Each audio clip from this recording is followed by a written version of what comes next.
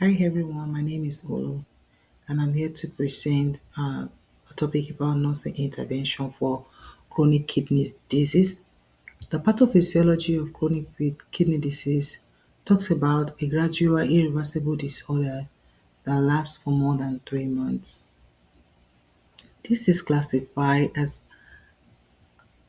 end-stage kidney disease and can be in 5 stages, starting from the filtration rate that is greater than 90 ml and that is greater than 90 ml, and we see the fifth stage as in lower than 15 ml, which is the one that is going towards the end stage kidney failure. This occurs because of nephrons injuries in the kidney and damages done to them because of some inflammations that lead to decline in kidney functions. This require many medical interventions to prevent complications in the future. Some like medical some medical intervention needed are like medications, change in lifestyle to help with sustaining life, and dialysis, and sometimes it can go up to kidney transplants. What are the causes of chronic kidney disease? The causes of chronic kidney disease, according to Ignavitius, is said to be infections like pyelonephritis, inflammations of the kidney, tuberculosis, chronic hypercalcemia, potassium depletion, heavy metal poisoning, systemic vascular diseases like intrarenal renovascular hypertension, extrarenal renovascular hypertension, some metabolic diseases like diabetes, amyloidosis, gout, milk alkali syndrome, and sarcoidosis. Sometimes chronic kidney disease can be inherited or be genetic in nature, like hypoplastic kidney, medullary cystic disease, and polycystic disease. Sometimes it can be caused by connective tissue diseases like polyarteritis, systemic lupus, and erythematous progressive sclerosis.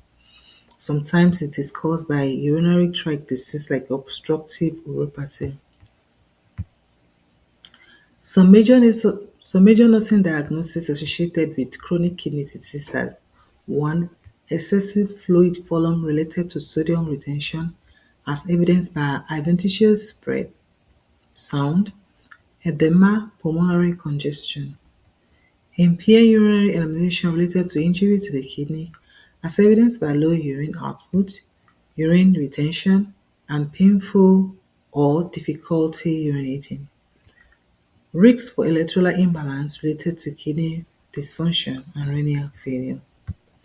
Some interventions, some nursing interventions to this diagnosis are with diagnosis 1, excessive fluid volume related to sodium retention as evidenced by adventitious breath sound, edema, and pulmonary congestion. Some interventions will include nurses making sure that they monitored intake and output of patient every shift, and always perform daily weight to detect fluid overload every day.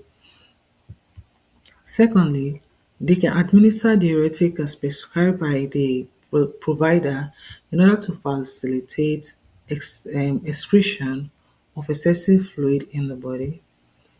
Also, the nurse will have to collaborate with dietitians in order to help patients with food choices that will help to reduce fluid in the body and recommendation of reducing sodium intake. For nursing diagnosis 2, impaired urinary elimination related to injury to the kidney as evidenced by low urine output, urinary retention, and painful or difficult urinating. Nursing intervention may include administering diuretics to help promote urinary retention. 2. Administer fluid with precaution to avoid overload, because this fluid therapy can help to promote urinary elimination. And so signs of infection has to be monitored for For patients that are already on dialysis, in order to monitor, they have to monitor for fever and abdominal pain to be sure that they are not going through infection. For nursing diagnosis 3, risks for electrolyte imbalance related to kidney dysfunction and renal failure. Nursing interventions will be to monitor lab values promptly and follow corrective measures in order to manage electrolyte balances. Secondly is to make diet plans with dietitian in order to maintain diet restrictions.